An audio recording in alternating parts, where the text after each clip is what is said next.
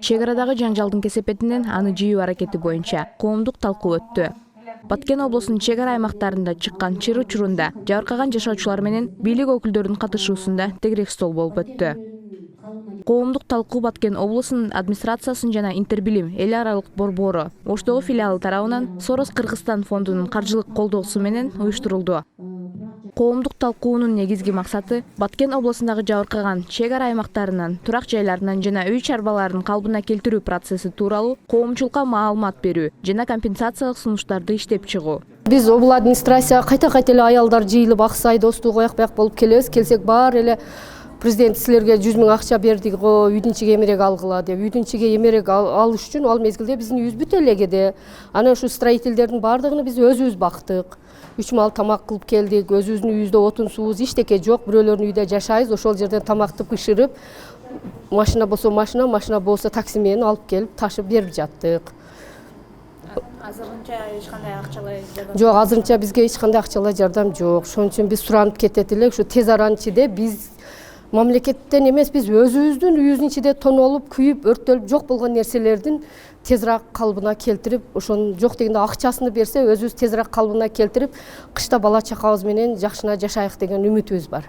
Жыйында маалым болгондой, 28-30 апрелде чыккан чыр чатактын кесепетинен 36 жаран көз жумган. 140 үй бүлөнүн турак жайлары өрттөлүп, 250дөн ашуун үй бүлө талап тоноого дуушар болгон. Мындан сырткары жашоочулар өздүгүн аныктаган документтерин жоготушкан.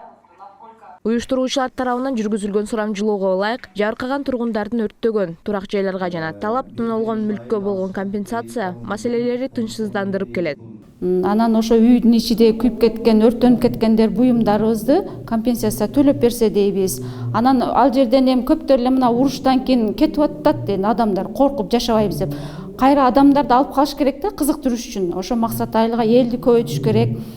Солдаттарды, органдарды көбөйтүп, элди кызыктырып жашаттырыш керек.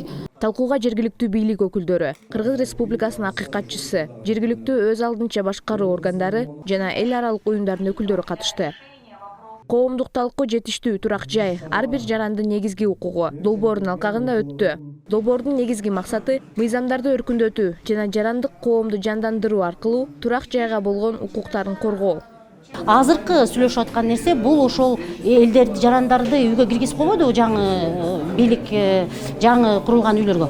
Ошонун шарттарын сүйлөштүк. Кандай шарт менен киргизиш керек эле. Биринчиден бул ошол жанагы акт прямой передачи болуш керек эле. Же болбосо ошол подрядчик кепилденген ошол жанагы архитектурный немеге ылайык ошону өткөзүп көрсөтүп берип, анан кийин ошо элдер өзүлөрү ооба ушундай жооп берет, талапка жооп берет, өзүлөрүнүн СНИПке, Кыргызстан СНИПине жооп берет деп, анан кийин архитектура кабыл алгандан кийин, анан кийин элдер киришиш керек эле да. Тилекке каршы азыр элдер акты жок эле, ошол комиссия жок эле, комиссиянын кабыл алуусу жок эле, жарандарды киргизген. Ошо суроо боюнча бүгүн талкуу болду, кызуу талкуу болуп, азыр өзүңүздөр көрдүңүздөр, архитектуранын өкүлү айтып атат, ошол комиссия түзүлөт, комиссияга жарандар кирсе болот, андан кийин ошол комиссия подрядчик менен ошо үйлөрдү көрүп, канчалык деңгээлде ошол талапка жооп берет. Өзүлөрүнүн ошол жаңы курулган